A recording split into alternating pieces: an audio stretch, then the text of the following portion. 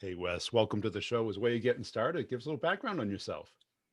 Yeah, Wes Morgan, so former Mississippi State basketball player, had a chance to play overseas a little bit, and for the last 13 years have been kind of carving out a career in sales. So 6.5 of that in direct sales, door-to-door, business-to-business, cold calling, and then about another 5.5 building the sales side of the experiential retail, I-Fly indoor skydiving, and then most recently as the VP of sales for one of the largest ABA therapy providers in the country. And what was it like going from basketball to door to door? Whew. Yeah, I think the place that I found a lot of parallels, and it still continues today, is the competitiveness, is the ability to control your income, is the you deal with rejection, in sports, you don't make teams, all right, you get cut. Yeah. And being able to look at that from that angle as it's a craft, and it's something that if you just practice, and if you really put the time in to learn, to adapt, to evolve, you put yourself in the best position to really be effective and successful. So, I mean, the work ethic piece from sports, it was a direct translation.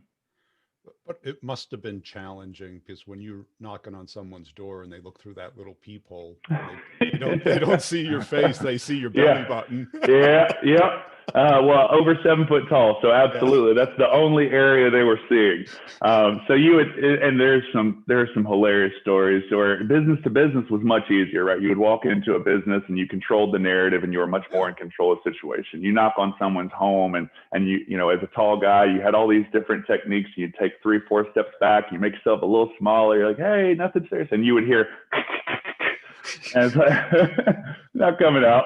So, it was definitely humbling, I think is one of the big things. And, but also it gave an opportunity from a rep standpoint. You're just getting the volume of interactions you're getting, and you're seeing 100+ people a day, 6 days a week. Right. And you're just out interacting, and it's an immense amount of data that you're able to pull in from experiences and from interactions with people to further refine approaches for the future. I would say it's probably one of the best boot camps, if you will, to learning about people and human interaction in general. It seems pretty consistent, both on the sports side and kind of the door-to-door cold outreach, either on the phone or especially in person. Yep. Yeah. Right? Yeah. Because it's a physical effort. Yeah, absolutely. To walk the neighborhood. And you had these people that you could tell what they signed up for, and then what they experienced. It's pouring rain, or it's snowing out in Raleigh at one point, and you're trudging around, slinging whatever the widget was for the day. Yeah. And it's attitude and effort, right? So we just drilled control your controllables, and it's really, when you think of sales blocking and tackling, regardless of industry, like just making sure that you got the basics down, but you still had those people that if you're not willing to put the work in, it's really irrelevant what the pitch is. It's irrelevant any of the other factors. If you're not going to work for it, it's not going to happen. Yeah, that's it. If you care too much, each person rejects. It's 9 out of 10 rejections, isn't it? Yeah. It's 1 for 10. Yeah. And you can't take it personal, regardless. There was a time where we were on the phones. There was a time door to door and business to business. And at the end of the day, it's irrelevant, right? What's the next opportunity, and make sure you're ready to go for the next one, which is the same in sports. Right. You miss a shot, you miss a shot. Yeah. No one's ever got 100% in. No, Hall of Famers in baseball, right? Yeah. You swing and you miss 7 times. And I found that emotional regulation that athletes have, because you have to have it. Mm-hmm. Otherwise, you throw the ball and you go home. Yeah. My father used to call it just compartmentalization. Your ability to separate things and place them in the place that they get their due respect, they get their due. Yeah. Okay, you take the time to think about it, to process it, but you're not allowing one door to dictate the next. not allowing one day of the week to dictate the next. This week, this month, don't let things bleed into each other. And really being able to compartmentalize your emotions, and also, and that's on the positives as well, right? Like, you need to bottle up that momentum, but also stay humble enough that you need to still grind for it every day. And what was it like being successful in college at basketball? I don't know how close you came to going pro, or if that was an option. I played pro in Denmark for one season. Okay. So overseas. So we had a very successful college team. Yeah. So we won 3 SEC championships. Had a bunch of guys and I've been blessed both in sports and professionally. It gets back to the people and the teams, the coaches. It's been amazing kind of to surround yourself with that kind of quality people. Yes. That allow us to be successful as a team. Yeah. So. But you being like a pro athlete, it's like the lottery. The numbers just don't work out. No, they don't. They don't. Regardless of how tall you are, even how good numbers, you are. Right? Yeah, numbers are not in your favor. No, they're not in your favor. It's like being a musician or a comedian or an actor. Yep. Absolutely. There's a lot of funny people out there, right? It's like, there's a lot. Only so many can make a living at it, though. Right. So, positioning yourself, and I enjoyed the time with basketball. It was a blast. I learned a great deal around the perseverance, that whole strength through struggle stuff. And I ultimately, when I picked up a basketball, I was cut for middle school at 6'6". So I remember rejection very intimately. Right. And I also understand what it is like to have to work really hard to be at the, as a team or even personally to get on that roster. Yeah. And as a sales leader now and as an individual contributor throughout my career, making a point that you don't forget that feeling. Right. It makes you very relatable to anyone you're coaching, you're developing, to keep that kind of perspective of what it was like on your first day, what it was like when you got cut, and the amount of effort you had to put in to get good at something. Yeah, that cookie jar of accomplishments that David Goggin talks about. Yeah. When you feel like giving up, you open up the cookie jar. What does this look like? Okay, yeah. I've been through worse than this. Yep, that's it. Perspective, right? And that's what it's really about, is perspective of where you've been and where you want to go. This is another day. And you etch a sketch, you shake it, and you get to make it whatever you want the next day. And that's it. And a lot of reps think that it's at, like you get to a certain level and you can coast and skate. And the day will punch you in the face. Right. They're like, oh, I know how to sell. It's like, well, a lot of people know how to play basketball. Right. Right. Only so many are going to make the team. Only so many are going to win. Yeah. And every day is a new game for us. That's it, right? And you look at that, and I've said this many times throughout my career. You're never trained, right? It's never done, and it's an ongoing. I mean, I'm a huge advocate for, and one of my biggest passions in sales is developing people, developing teams, really pouring into your people and making that a priority. And it's never a finished product, regardless of how great they are, regardless of how many goals we've hit. It's never done. And there's always things to optimize, to improve, and really to look at it from a different angle and take each day as you can. And that's it, because every January or every beginning of the new year, it's like a new season, right? That's it. What you did last season doesn't really matter. Short-term memory. And sometimes it works against you because now you're handicapped at a certain level. Right. Well, that's also true. That's also true. A victim of your own success, if you will. Right. Yeah. So I get that. And why did you decide to go into leadership? So in high school and college in Europe, always a captain role, right? Always one of those, the lead from the front kind of thing, make sure that you've done it and then show others how to do it. Yeah. I've always, even in like first days of direct sales, coming into that role, it was maybe within a month, was training other people and was teaching and was wanting to kind of bring others along, and not necessarily a keeper of the knowledge, if you will. Like I want to give it to as many people as possible and share, and ultimately seeing an idea, or seeing maybe it was a body language, maybe it was a response to a customer or client, just giving somebody that and then seeing what they can go do with it is so incredibly rewarding. And to see people and ultimately have the impact on people's lives and the impact on their careers, and to be able to play a very small part in somebody's journey, yeah, is incredibly rewarding. And to see people really laugh at an idea and make it their own and go off and do something great with it. Yeah. And what do you look for in reps when you're hiring? Yeah, one of the key things, and I've had success in seeing just the most diverse group, especially in direct sales. The most diverse group of people can go out and just do amazing things. Yeah, right.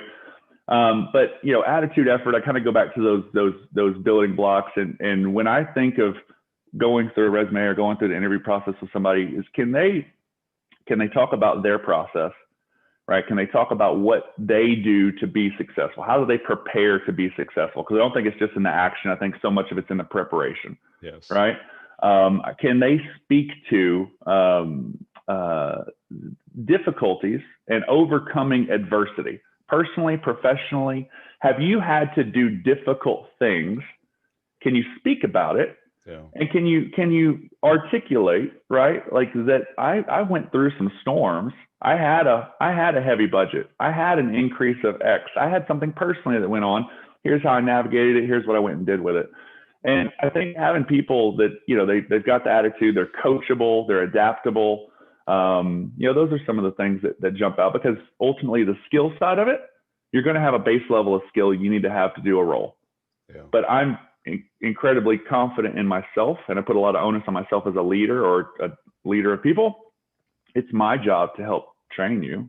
It's my job to help get you where you need to be, and not necessarily looking for somebody who comes to a gig with a fully baked package. Yeah. Have you ever had that kind of the lone wolf? Yeah, I have. Yeah. Has it worked, or is it something that it works for a while? Yeah. It works for a while, right? Ultimately, those people, and there's so much, and a lot of this I do think still comes from sports with me. A lot of it has so much to do with the culture. Yeah. Right. And their ability to be a team player, even as an individual contributor, right? Even as an individual contributor of the highest magnitude, and you're so great. And, there's a lot of places that they'll allow you to be that, often in the corner by yourself, and he doesn't hurt anybody. He doesn't piss off clients. And that's fine. I've always had more success when those people also happen to want to share. They want to help bring others along. They want to be part of something that's necessarily bigger than themselves. Yeah. Right. And that's how the my team. Yeah, absolutely. You spend more time with your coworkers oftentimes than you do with your family, right? You're with these people all the time, right? And getting around a common goal, getting around something that people can really, it resonates with. And it's not always just money. It's not always just, income or lifestyle. It's really, are they making a difference? They feel like they're being developed. Is there an impact being made, et cetera? And, finding people that really want to go towards that mission, that goal as a team, right? Yeah. And how about as far as like kind of the intellectual horsepower to kind of Okay. Well, because we get into sales either because we're money motivated or we can't do much else.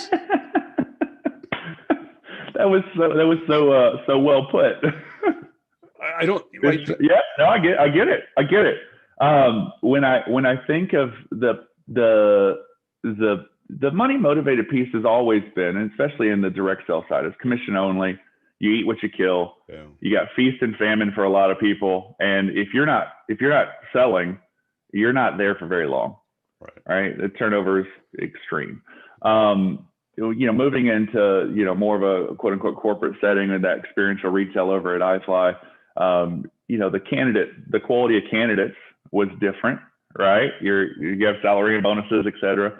So I look at that, and it's not necessarily the intellectual piece as far, I don't need you to be a rocket scientist to do this, but I do need you to have empathy. I need you to be able to recognize and be incredibly observant. I need you to have the ability to take data and in real time with people and their reactions, and how do you pivot? How do you adjust? I think you do have to have some horsepower to make those decisions on the fly. Yeah. Because not necessarily IQ. That external EQ, empathy, caring, curiosity, and interest in other people has been probably the most key distinction I found between kind of the A players and the B players. Night and day, right? I mean, that is, and that's a very nice description. When you think about those people, and that's not just in the selling side, like those people also happen to be I found a lot of your better trainers. Yeah. Those people they're relating to their peers, they're relating to other departments as we're trying to move this thing forward. And those people that can, a lot of times you find people get in their own way a little bit. Those people are really good at having the self-awareness to recognize that and when they need to kind of call it and get out of their own way. So, and how do you sense that during the interview process? I think when people talk about themselves and the way they talk about themselves, the way they talk about their experiences, you're trying to pick up on, I don't want to call it narcissism, but you're trying to pick up on, is this somebody that I can see integrating with a collection of people? Is this somebody I can see taking a back seat when they need to? Is this somebody I can see that has a relatability to not only their peer group, but the clients that we're going to speak with? Yeah. Can I see them? Can I envision them both from prior experiences that they can articulate on, but also through just situations, just conversation? Can I picture this person sitting down and having that kind of conversation? Yeah. And, oftentimes you can't. You're like, but sometimes you can. So yeah. Right. Because certain backgrounds and training don't have that characteristics. Like certainly basketball does, because like when you're playing defense, you're trying to anticipate what that person is going to do. That's right. Did you play basketball? Sure. I played every sport. Yeah. There you go. Awesome. You're spot on. Right. So that ability to, you're not necessarily thinking about this spot. You're trying to predict 2 or 3 spots ahead. You're shifting defense. And if I 2 steps further down, I'm going to get pinned down on a pick and my man's going to get open. I have to anticipate and, not just this move, but what's their counter move. And, I think back to our scouting reports, which was another translatable to sales, right? Oh. Is you would in high school had an amazing high school coach and he would have these massive scouting reports. And then you get to college and it's even more so. And just hours of video watching ourselves and watching other teams. And it's all just to break down film and improve. But also to your point, can we make it muscle memory, right? To where what they're going to do before it happens. And I've seen this interviewing other people that even any kind of performance activity, debating, music, where they have a coach, someone who's giving them feedback, and they have to anticipate how other people are going to react. Like when you're debating, you got to anticipate the other person's position. Right. And that, go ahead, sorry. And what psychologists call that theory of mind, being able to think the way other people think. Yeah, it's a step above mirroring, probably, right? So way above, yeah. And I think there's a point there in that coach, right? And how important that role is as an individual contributor, having mentors or having coaches that are that aren't necessarily over here disconnected from the day to day, looking strictly at numbers. That's a data point. but people that are really in the weeds with the team, coaching, developing, and that you are getting consistent ongoing training. Because yet again, it's not a finished product ever. Yeah. And what was it like going from kind of a door-to-door sale to a business-to-business sale? I loved it. I will say, as confident as I am, it messed with my mind a little bit, because I was thinking, and this is going to experiential retail, and you've got these extravagant corporate events or birthday parties or, field trips, and, they're high ticket items for experiential retail comparables. And, we're knocking on one door over here in this neighborhood. And now we're making X amount of calls, and there's a pipeline, and there's a CRM I've never used before. And, oh, wow. And it was much more professionalized. But then as it started to go, we realized how much was still lacking in the build out of systems, process, repeatable processes to scale it. Yeah. Right. And was able to experience success as the individual contributor, and then immediately moved into regional and national roles. And there was, changed almost annually, but you ultimately had an opportunity to learn all these other parts of the business and how the ripples from sales impact so much more of an organization like that. That's so connected. And ultimately how we could best position sales to support the growth of the company. So it was awesome. A lot of reps have a hard time making that transaction from a single call sale. They either buy, don't buy, to business to business with multiple calls. Hard to tell where you are, where you should be going. How are you moving fast enough, or are you moving too fast? Yeah, and they end up pushing it a little bit too much and forcing the issue. And you got your stakeholders, and you've got this multiple touch process that in some cases was over 6, 7, 8 months. Yeah. And you've got approvals and contracts and all the back and forth that goes. And there was definitely a learning period. Now, the luxury was that it was also there was a heavy inbound component to it. And then there also was a heavy outbound. And when the business shifted from a lot of inbound to outbound was really where we were able to bring a lot of the things that we had learned and developed from prior life. Inbound was all time to touch. It was all high activity level. It was, are you doing the amount of front loaded touches in a certain window of time? And are you compelling to get callbacks, et cetera? I found it fascinating to see those two worlds and to see that the same core stuff, the attitude, the effort, not getting down after a call because you've got so many more calls to make, seeing that and seeing that you were good there and that worked, and it's working again. As long as you, back to your empathy statement, as long as you're aware, as long as you're coachable, as long as you're adaptable, as long as you recognize this environment's not this environment, but there are things that transfer. Yeah. And I found that helped me from a success standpoint. And it was also something I passed along to all the teams that I trained and developed there. And if you've ever had a rep that wasn't coachable? Absolutely. I think we all have. Absolutely. How'd you deal with that? I think getting to, one thing I try to get to with every rep is a level set, right? And ultimately why things are the way they are, right? Why my goals are tethered to your goals, right? Why we as a team, right? Why our dynamic, if you're not, why is that? There's a reason, right? And usually, if you nip that earlier in the bud, right? If you're early on in that conversation, you're not letting it just fester, right? You put yourself in a position to really make a connection with and get that person to flip over and, okay, I'm going to take this, I'm going to do my best to implement. And sometimes you don't. Sometimes people just are not coachable for whatever reason. Well, if you haven't had that part of your development, either through sports or music or performance of some kind, feedback can be looked at as criticism, or feels like criticism, even though it's not intended to be. Absolutely.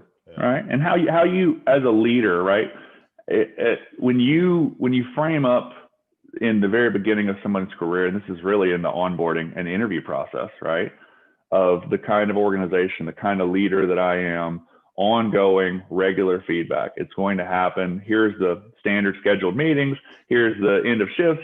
Here's the way I'm going to communicate with you. Here's how my door is open. Here's how you're going to be able to communicate with me. And I want feedback. I'm going to give you feedback. And here's why we're doing it, right? And it still gets back to that why. Like if you're level setting, and if you can really get to the core and people understand where you're coming from as a leader, as a developer, they look at their peer group and they're not getting singled out. You've been very clear with expectations. You've communicated those expectations. You followed up when you said you were going to follow up on those expectations. You remove a lot of the way it can be interpreted, right? It becomes much more matter of fact, and you're much more like, here was Wes's expectations. I know I did this. This is why we're having this conversation, and here's the path to improve it, right? So it's not just about this. It's not just about finding people doing anything wrong. It's that whole catch them doing it right, right? Yeah, I want to celebrate the successes too. If you have something that's working over here, we're pulling that out immediately and we're broadcasting it to the group. But if it's a miss, we're all going to be adults and we're going to call it what it is, and we're going to look to improve from it. Yeah, I think the key is consistency. So it's not like once a quarter type thing. It's no, because then it definitely feels like criticism. I'll talk to you at your annual review. Okay, those guys, right? No. This especially even at iFly, it was a larger team, but it's all the time. It's never not happening. And same with that development. You're never trained. You're never developed. Like the communication, the feedback doesn't stop. And it's ongoing, and it's these, it's little notes, or it's a phone call while you're out doing whatever, and you're just checking in and you're seeing how they're doing. If they have questions, they have concerns, they have things that they're experiencing that aren't going well, that they have the platform to say it, that they've got the comfort with their leader, with their supervisor, with their whomever, that they've got this safe space, if you will, for them to be candid about the challenges they're going through. And sometimes it's not all professional. Sometimes it's personal stuff that's impacting their life. Sure. Yeah. Right. Yeah. And you as a leader, giving your team the space to be vulnerable and to say some of that stuff, and you having some of the empathy we talked about earlier, that relatability, that this isn't make or break necessarily, because we're catching it early, right? First sign of. And how did you adjust to, like, this basketball, the team is tightly coupled. Each player depends on each other player. Right. Sales, it's kind of loosely coupled. Each person's got a territory, responsibilities that are kind of independent of each other. Absolutely. I think when I think about, whether it's, like launching a strategy for the year, you think about maybe it's an initiative or something that we're doing. It's a big, broad goal, right? And how we advertise that, or how we communicate that to a team, how we show that what you're doing in San Francisco is such a parallel to Tampa. And it's the same role, and it's the same type of personas and customers we're calling into, and you're using the same scripts, and you're much more alike than you are different. And although you're individually driving towards your goals, understand that the more, right, if you have opportunities, if you have wisdom to pass along, if you have a success that may help someone else, understand that as a cog in a wheel, if we all take that mentality, if we all take rising tides, lift all boats, right? If we all take that approach and you gain the kind of buy-in that I've been blessed to gain throughout my career, people lean into that. And you find guys that, although their finances, they're driving towards their goal, absolutely. And I celebrate and we reward and we applaud that. But also think bigger. Think bigger and take yourself out of it a little bit. And how can you help another person? And I've been, yet again, the teams I've been able to be a part of, both at a regional, national level, but also the teams I've overseen, they've been full of people that bought into that and really have helped each other. And we've ramped quicker. people have had greater success. And there's also a lot of that personal reward that they get out of it, right? They see the same thing I mentioned earlier, that they see that light bulb click, or they see somebody have success where otherwise it didn't exist. And they get that same reward from it.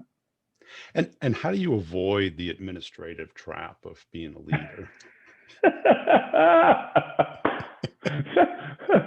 I don't know. I don't know if anybody fully avoids it. I don't know. If you got a playbook on how to avoid it completely, I'm all ears. The smartest ones, if they can afford it, have a sales ops or a sales admin. Yeah, for sure. And I have had two fantastic sales admins at iFly, and when I think of, there was a time to where I was also the CRM administrator, and you're also leading the sales team, and you're also helping out on the ops side over, as you're kind of wearing all these different hats depending on the hour.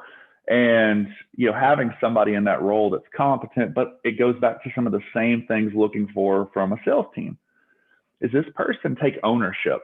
Is this person, without necessarily being prescribed exactly what to do at every moment of every day, do they look at the problem, solution oriented, and they're going to go attack it? Yeah. Best effort and attitude possible. And we're going to win some, we're going to lose some, but they're going to come back. But that takes this whole sphere over here from an administrative side, or from a CRM standpoint, or data quality, whatever it may be. And you got this, you kind of empower your people, and they're really running with it. Yeah. And you acknowledge, you celebrate it to the masses when we have wins, but letting that person, giving them the space to develop, to grow, and to really own something. That absolutely, when you talk about administrative and not getting bogged down by it, when I had an admin. Now, current role without one right now, when I look at that, it's time management, it's prioritization, it's minimizing unnecessary, redundant work. I'm you can ask any of my current team or team at iFly, is I'm constantly on the hunt for redundancies and inefficiencies. And how can we do it in less steps? How can we get a similar result more efficiently? Because that return on time investment, and ultimately my time's valuable, your time's valuable, and we need you talking to more people. Yes. Not necessarily as many of the reports. Right. Producing evidence of work instead of work. Yeah, absolutely. And I both as a contributor and as a leader, I've absolutely fallen into that trap where you look up and you're, well, does it really need to be this report, or can we just automate it and kick it out? Yeah. It's just one thing. And do I need that much color and detail to that? No, I don't. It's a data point, and it's not necessarily driving every decision. It's one thing on one day coupled with a series of other data points. Is this the right move or not? Yeah. And, really trying to shield the team from those time sucks. And how do you guard, I don't necessarily I haven't always trusted them to guard their own attitude and time. So as a leader, I stepped in. It was like, no, you can't call on them for that activity, or no, they're not going to do that administrative stuff, or no, they're not, they're going to sell. Yeah. They're going to sell. They're here. They're highly trained. Like they're effective in that capacity. Let's keep them in that capacity as much as possible. Yes. Right. For their own benefit and the company's. And I don't know how much exposure you have to other sales leaders, but have you seen things that because some people are motivated to do what they want to do, and some people are motivated to not do what other people do. I've had my last boss at iFly, fantastic. She came from a software background, learned a great deal from her. But the little interaction I've had with other sales leaders, it's been fantastic. Right? I'm one of those guys that it's never finished.